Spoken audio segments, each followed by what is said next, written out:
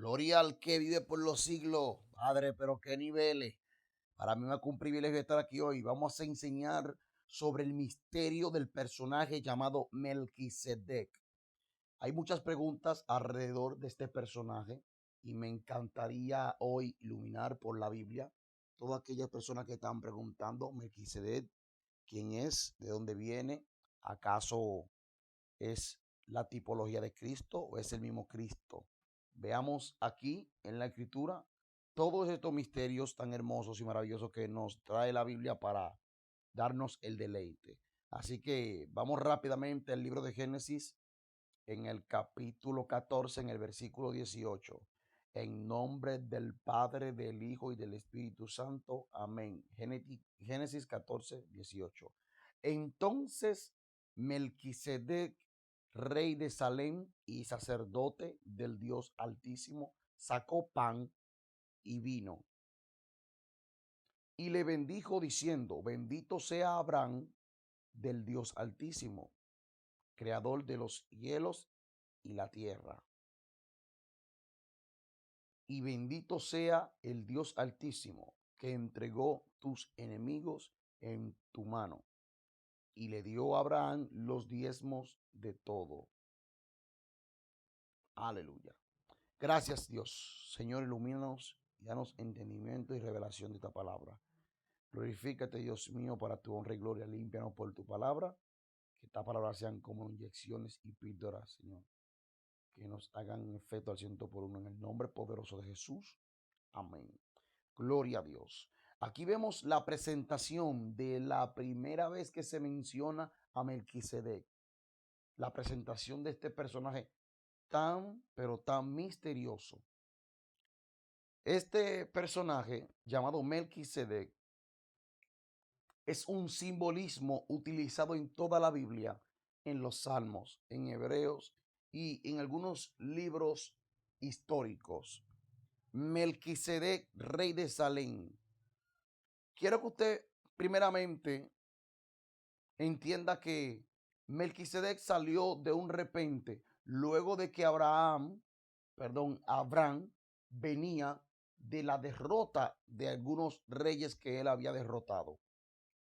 Y mientras venía de esa derrota de rescatar a su sobrino Lot, entonces la Biblia dice que se le apareció el personaje llamado Melquisedec. Este personaje es rey de Salem y sacerdote del Dios Altísimo, el cual es una fusión de dos ministerios muy desapartados que nadie en la tierra lo obtuvo. Por más que usted busque en la Biblia,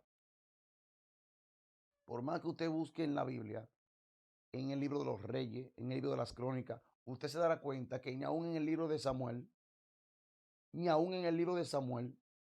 se utilizan estos dos ministerios, rey y sacerdote. No, sino que cada quien era rey o cada cual era sacerdote.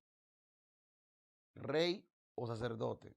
Pero esta fusión de dos ministerios es la fusión perfecta, la cual nos trae la primera intriga. ¿Por qué es tan misterioso Melquisedec? Porque es rey y sacerdote. Rey y sacerdote. Él reina y también expía de pecado. Ahora, usted se recuerda que a Saúl se le desechó porque una vez él siendo rey hizo un sacrificio que le pertenecía hacerlo a Samuel como sacerdote. Entonces, como el Señor no permitía que un rey hiciera esta gran obra, este sacrificio, esta gran ceremonia, entonces fue desechado. La Biblia dice que Samuel le dijo: ¿qué has hecho? con locura has actuado, porque hoy el Señor habría confirmado tu reino, pero ya Él tiene a uno mejor que tú y lo pondrá en tu lugar. O sea, que esa función que tiene Melquisedec es divina y misteriosa. ¿Por qué? Porque Melquisedec solamente aparece en el verso 18 entrando y diciendo, entonces Melquisedec, rey de Salem, le bendijo, ¿entiendes? Él apareció. Ahora, ¿qué pasa, hermano? Lo que pasa es que la segunda pregunta que quiero tocar aquí, ¿por qué él es tan misterioso? ¿Por qué? Primer punto, porque la palabra sacerdote aparece con Melquisedec. Dios mío. La palabra sacerdote, la primera vez en la Biblia que aparece, no es con Aarón ni con Leví, sino con Melquisedec. La familia sacerdotal solamente sale de los hijos de Jacob. Pero Jacob aquí no aparece todavía. Jacob está todavía en las entrañas de Abraham. Bueno, si está todavía en las entrañas de Abraham, este sacerdocio llamado Melquisedec, este sacerdocio, esta línea, es una línea separada, aparte, hecha por Dios divinamente desde el cielo a la tierra. Porque cuando usted va al libro de los salmos, se dará cuenta que en el Salmo 110, en el verso 4, el Señor dice en su palabra, juró Jehová y no se arrepentirá. Tú eres sacerdote para siempre, según el orden de Melquisedec. Parece ser que Melquisedec, aparte de ser una identidad divinamente creada, era una línea de sacerdocio. Yo, mientras estaba viendo este texto bíblico del Salmo 110, yo me asusté. Dije, Señor, ¿será que Melquisedec vino desde el cielo directamente? Porque en el cielo el Señor tiene un santuario. Y en el cielo están cada una de estas ceremonias hermosas que el Señor plantó en la tierra. ¿Entiende? Desde el cielo es donde se hacen los mayores sacrificios. No sé si usted se recuerda que en el libro de Génesis, cuando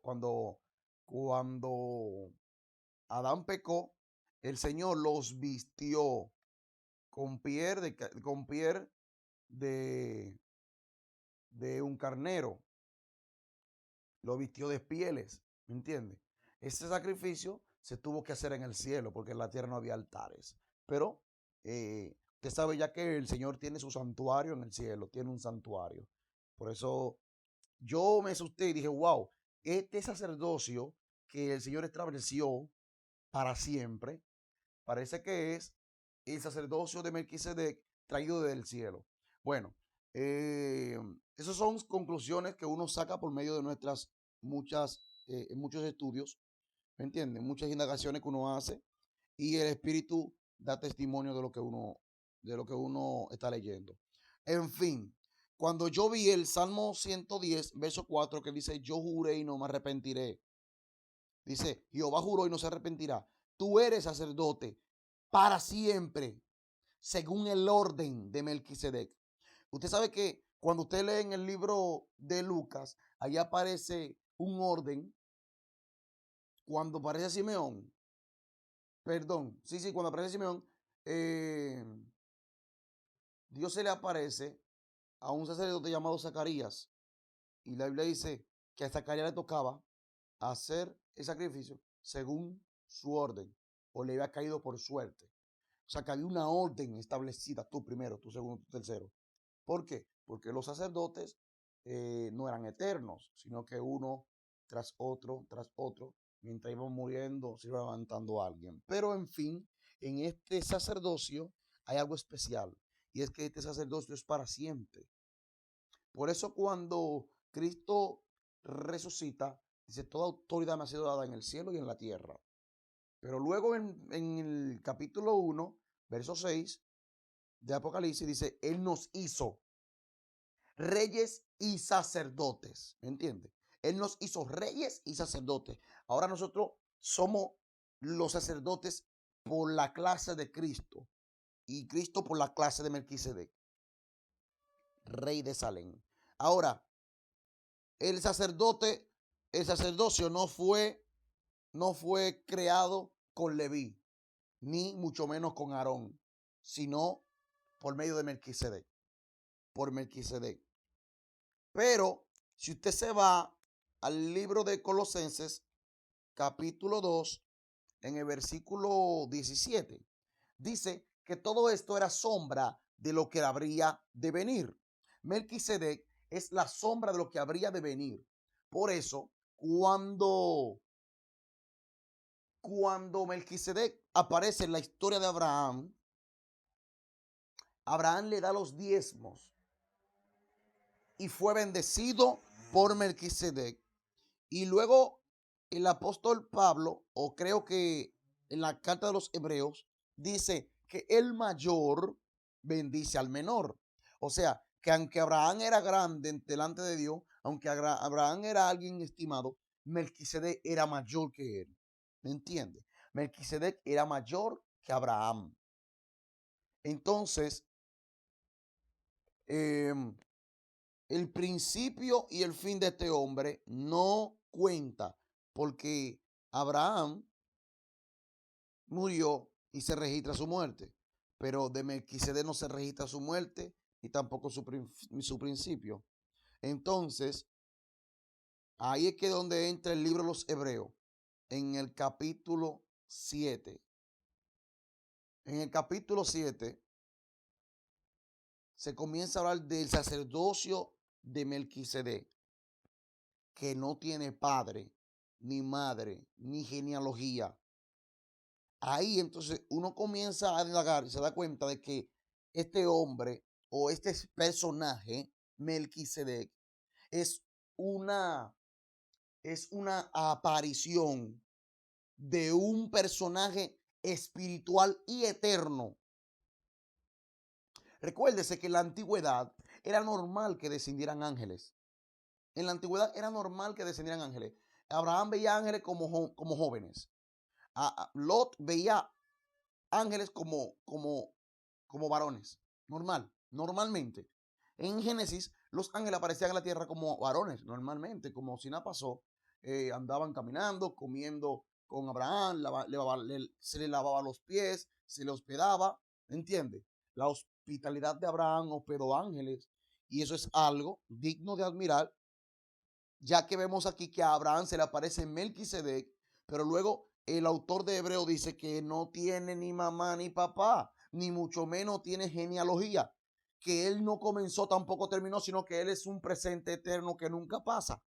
¿Entiende? Entonces, este es un misterio muy poderoso y nos lleva a nosotros a la admiración, ya que dice que la introducción de una mejor esperanza es para acercarnos a Dios. El versículo 19 del capítulo 7 del libro de los Hebreos dice, pues nada perfeccionó la ley y de la introducción de una mejor esperanza por la cual nos acercamos a Dios. Está hablando que cuando Cristo viene, Cristo sirve como rey y Cristo sirve como sacerdote al pueblo de Dios para hacer reconciliación. Pero, como yo te dije a ti que en Colosenses capítulo 2, verso 17 dice que todo esto era sombra de lo que habría de venir, eso Melquisedec solamente es una sombra que habría de prepararle el camino a Cristo como lo hizo Juan el Bautista. Entonces, Cristo es lo que habría de venir, pero Melquisedec era la sombra, la antesala, el que limpia el camino. Porque aunque Melquisedec era rey de Salem y sacerdote del Dios Altísimo, él hacía sacrificios, pero Cristo era sacerdote y era rey, pero él fue el sacrificio. Él se sacrificó a sí mismo. Ahora, dice el Señor en su palabra, no tenemos un sumo sacerdote que no se pueda compadecer de nosotros porque él sufrió todo en carne. Él fue tentado en todo. a fin de él compadecerse de sus hermanos más pequeños. Y que tenemos al justo juez. Ahora, dice, si nosotros pecamos, abogado tenemos para con el Padre, Jesucristo el justo. Jesucristo el justo, el cual se entregó por nosotros. Ahora, esta es la diferencia en que la sombra que era Melquisedec, solamente hacía sacrificios, era rey y era sacerdote. Pero Cristo, que es lo que habría de venir, la real, entonces Cristo es rey, sumo sacerdote y también es el sacrificio, la expiación, el cordero inmolado. Él es la sangre real, la sangre perfecta, la que nos limpia de toda malicia y de toda maldad. Esa es la diferencia, en que la sombra es sombra, pero la materia, lo real, es el Señor Jesús. ¿Entiende? Melquisedec viene siendo una sombra, una antesala. No, no viene siendo una tipología de Cristo. No, no, no, no, no. Tipología no, porque tipología viene siendo ya una representación. Pero Melquisedec viene siendo una sombra de lo que habría de venir. ¿Entiende? Así como la ley también fue una sombra de lo que habría de venir, la ley, la ley se formó para que el hombre fuese señalado, para que el hombre fuese juzgado y para que el hombre sea ensuciado. Y Cristo es lo que habría de limpiar. O sea, la sombra era lo que nos ensuciaba y lo que nos señalaba que estábamos mal. Ahora, cuando Cristo viene a limpiarnos de lo que la sombra nos acusa. Porque la ley nos vino a acusar. ¿Entiende? La ley y el mandamiento es bueno, dijo Pablo, pero por la ley yo soy sucio porque yo no sabía que yo tenía pecado si no había sido por la ley. Dice Pablo. Ahora, la ley me hace pecador, pero la sangre de Cristo me hace santo, me hace limpio. Entonces, eso es lo que habría de venir. El mismo Melquisedec tiene muchos, eh, tiene muchos misterios. Melquisedec. Algunos dicen que era Cristo, otros dicen que era una sombra, como yo, y otros dicen que era la simbología del mismo Cristo, que se le apareció el mismo Cristo. Pero cabe destacar algo, y es que el sacerdocio, que tiene Melquisedec, eh, bendijo a Abraham, pero no perdonó pecados. Bendijo a Abraham, pero no perdonó pecados. Bueno, eso está más que claro, que solamente fue una bendición normalmente, como se decía en la antigüedad, bendito seas tú. Ahora, ese conocimiento pleno que tenía Melquisedec del rey, del Dios altísimo, del Dios creador de los cielos y la tierra, es algo divino. Recuérdese que en el tiempo de Abraham no era mucha gente que habían con el conocimiento de Dios, porque los que estaban con el conocimiento de Dios se habían extinto, por medio del diluvio. Solamente Noé y sus hijos eran poseedores de la fe, triunfadores de la fe. Pero luego de él, entonces del capítulo 9 en adelante, ellos comenzaron a multiplicarse y así sucesivamente.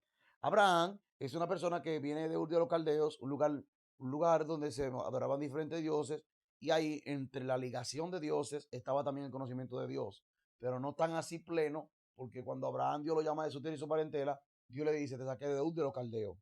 Yo soy Jehová, que te saqué de Ur de los Caldeos. O sea, te saqué de Ur de los Caldeos, yo te santifiqué, yo te aparté, porque la contaminación ahí no era para Dios tener a alguien marcado allá adentro, sino que era para hacer una generación limpia y digna. Es más, que la rama sacerdotal viene de Abraham, sacado de Ur, que Dios hizo un pueblo. Dios hizo un pueblo de lo más pequeño, de lo más vil. ¿Me entiendes? De lo más vil y menospreciado escogió Dios para avergonzar. O sea que Abraham, entre su familia y entre todos los caldeos, todo, entre la gente de Ur, era uno de los más vil y menospreciados, quizás. Pero, en fin, Melquisedec, rey de Sarén, que Melquisedec significa rey de justicia y rey de paz. La palabra Salem viene siendo una palabra abreviada de Jerusalén. O al revés, Jerusalén viene siendo una palabra ampliada de la palabra Salem. Esta palabra Jerusalén se remonta a muchos años atrás y era ocupada por personas paganas también. Eran paganos, eran los filisteos que tenían Jerusalén tomada. Y David fue que la tomó. En el tiempo de David, él la tomó, pero ya estaba habitada por personas paganas. Si usted se recuerda en el libro de los reyes, en el libro de Samuel, perdón, donde David hace de Jerusalén la tierra de David, la ciudad de David. Aleluya. Pero bueno, hablando en otro plano sobre Melquisedec, nosotros vemos en el capítulo 7, verso 21 del libro de los Hebreos, que el Señor usó un juramento. El Señor usó un juramento. Dice, porque los otros ciertamente sin juramento fueron hechos sacerdotes. Pero este, con juramento del que juró, juró el Señor y no se arrepentirá. Tú eres sacerdote para siempre, según el orden. Hay un juramento, Dios mío, Padre. Este juramento se remonta a la oscuridad de la eternidad, porque la eternidad no nos deja a nosotros entender algunas cosas. Pero parece que el Señor en la eternidad había hecho un juramento. Por eso mucha gente, y perdone que le traiga el caso, por eso mucha gente pregunta, ¿por qué el Señor permitió que Adán pecase? ¿Por qué Dios no le impidió a la serpiente que engañara a Eva? ¿Por qué Dios no mató a Satanás cuando pecó? ¿Por qué si en el cielo no puede haber pecado, por qué Satanás pecó en el cielo? Óyeme, esas son cosas que a nosotros se nos ha sido oscurecida por la eternidad. Es que se remonta de demasiado tiempo atrás y la eternidad es un poquito complicada para nuestra memoria. Pero yo tengo una respuesta. Recuérdese que el Cordero fue inmolado desde antes de la fundación del mundo, porque era un plan divino. Si el Cordero fue inmolado desde antes de la fundación del mundo, el capítulo 1, el capítulo 1 del libro de Génesis dice un misterio poderoso. Dice, creó Dios los cielos y la tierra. La tierra estaba desordenada y vacía. Las tinieblas están sobre la faz del abismo y el Espíritu de Dios se movía sobre la faz de las aguas. Dijo Dios era luz y fue la luz. Y vio Dios que la luz era buena. Y vio Dios que la luz era buena. Y las tinieblas que eran malas. Pero Dios no dijo que eran malas, sino que solamente dijo que la luz era buena. Ok. Pero luego, ¿qué pasa? A lo último del capítulo 1 de Génesis, dice el Señor, y vio Dios que todo era bueno. Ok. Entonces, desde ahí parte el misterio. Todo lo que Dios hizo fue bueno. Entonces, Dios no creó la maldad. Claro, Dios creó todo. Lo que pasa es que a los ojos de la eternidad, la maldad no es mala. A los ojos de Dios, lo que Él creó como mal, no es mal. El mal es mal para nosotros, no para Dios. Porque cuando Dios creó el árbol de la ciencia del bien, también contenía el mal. Porque el árbol de la ciencia del bien y del mal. O sea, que cuando el Señor lo creó, Él creó el bien y el mal juntos. Pero cuando termina de hacer toda la tierra, dice que vio Dios que todo lo que hizo era bueno. Ahora, si el bien y el mal unidos en un solo árbol, Dios le llama que era bueno, entonces hay que ver que Cristo estaba planeado. Cristo estaba ya inmolado de delante de la fundación del mundo para que el mal se salga de control y él vuelva y lo reintegre a su árbol. ¿Entiende? Ahora, nosotros decimos, no, porque el mal lo hizo Satanás, el mal lo hizo el diablo, el mal se convirtió en Lucifer, que Dios no hizo el mal. No, no, no, no, no, no.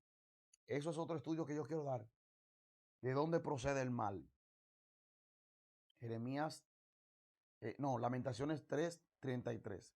Pero recuérdese que la Biblia dice que Dios vio que todo era bueno. Sí, Dios vio que todo era bueno. Y Dios todo lo que hizo lo hizo bueno. Ahora, la Biblia dice de que Dios hizo el bien y el mal. Pero ¿por qué Dios ve que el bien y el mal son buenos? ¿Por qué? Porque Dios tenía un plan y le estaba saliendo bien, porque él tenía el cordero inmolado de antes de la fundación del mundo, y para que ese cordero inmolado venga a la tierra y sea glorificado, entonces había que tener un descontrol del mal. Había que tener un pecado para Cristo hacer aparición en la tierra, para glorificar al Padre y para dar a conocer a las naciones. El plan de Dios no es que la gente se pierda, el plan de Dios es que haya un mal y que haya un bien, y que el mal y que el bien venza el mal y que el mal sea vencido por el bien, para que todos admiren la hermosura de Dios, porque si lo feo no existe, lo malo no se da a conocer. Ahora, si lo bueno no existe, lo bueno y lo lindo nos reina.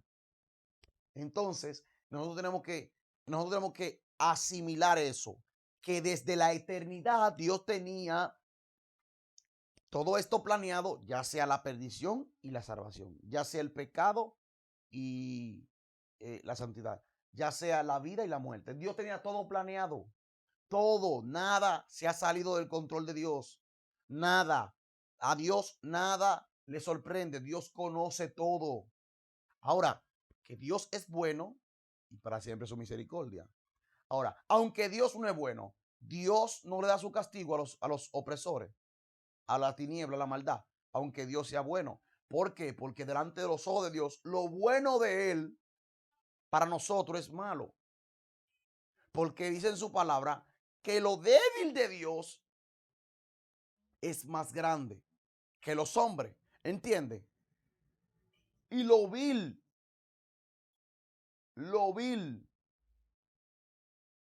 de Dios es es más bueno que lo del mundo, que el mundo. Ahora, entrando en el misterio de Melquisedec y abriendo más lo que es la amplitud del ámbito eterno, yo le decía que si el juramento que Dios hizo en conforme al orden de Melquisedec, dice el Señor en su palabra, hablando, refiriéndose a Cristo, y tú eres sacerdote para siempre según el orden de Melquisedec. Juró el Señor y no se arrepentirá. ¿No se arrepentirá de qué? O sea, no se arrepentirá de que hay algo que el Señor está diciendo y no me arrepentiré, pase lo que pase. Parece ser que como el Señor vio en su eternidad, en sus ojos sublimes y poderosos, que la humanidad iba a salir de desenfreno, que el corazón de hombre iba a ser de continuo el mal, que los demonios van a tener posición sobre la gente, que el pecado iba a abarrotar, que la paga del pecado sería muerte. Entonces Dios hace todo esto para que Cristo salga en escena, sea el deseado de las naciones, sea el poderoso, sea el rey de reyes. ¿Entiendes? Entonces ahí es que venimos con lo de la eternidad, que hay que aceptar la eternidad de Dios para uno poder asimilar personajes como este llamado Melquisedec. Personajes que no tienen principio ni tienen fin. Personajes que son eh, representación del cielo en la tierra. ¿Entiendes? Y hay varias personas de la Biblia que son así mismo como Melquisedec, que las queremos enumerar. Y vamos a seguir haciendo videos sobre esto, sobre la eternidad, sobre el mundo espiritual. Melquisedec. Yo voy a dejar este video hasta aquí y voy a enseñarle a usted que Melquisedec es un personaje que viene planeado desde antes de la fundación del mundo para hacer sacrificio por la humanidad De ahí parte lo que es el ángel de la guarda. Ahí hay muchas personas que saben que tenemos ángel de la guarda. Ángeles que eh, están con nosotros a donde quiera en nuestro andar. Aún, aún el Salmo, hablando a mí, dice, el Salmo dice que el ángel de Jehová campa alrededor de los que le temen y lo defiende. El ángel de Jehová. Ahora, el ángel de Jehová no es un solo. El ángel de Jehová es una legión, multitudes, son muchos. El ángel de Jehová se puede enumerar como Cristo. Muchas veces se apareció como el ángel de Jehová, pero el Señor tiene millones de ángeles, tiene millones de ángeles. Ahora, esos son personajes que nosotros queremos que desglosarlo nítido, para que usted pueda entender el paso. Pero hasta aquí, este video y el orden de Melquisedec. Aleluya. Así que espero que este video le haya sido de edificación y que lo mande a usted a leer la Biblia, a buscar en el diccionario e indagar. Si algún misterio usted se sabe sobre este personaje llamado Melquisedec y la relación que tiene con Cristo, usted me lo puede comentar ahí, por favor, coméntamelo para yo aprender también de ti. Si algo tú has indagado o algo a mí se me pasó, por favor, por favor, aleluya, coméntalo ahí debajo. Mira, es tan tal que Melquisedec es tan eterno que Melquisedec nos registra que tiene hijos. Ay, ay, ay. Melquisedec es una creación. Esto es poderoso, hermano. Quiero que ustedes pongan la máxima atención y indague bien sobre esto. Y si usted sabe algo que yo no dije, que yo no enumeré, por favor, yo no quería hablar tampoco del diezmo, porque eso fue lo que Abraham hizo, que entregó los diezmos de todo. Dios mío, Padre. Entregó los diezmos de todo. Eso de diezmo es algo más poderoso que hay que desglosar. El diezmo es fidelidad, no es una impostura ni es una ley. El diezmo es una fidelidad, es una devoción, es un agradecimiento. Eh, Poderoso, poderoso. Eso de diezmo hay que desglosarlo de verdad, hay que coger un video para eso. Espero que este video le haya sido de bendición. Dios le bendiga a todos, Dios le guarde. Jefferson Peña, su hermanito, le ha servido como predicador hoy.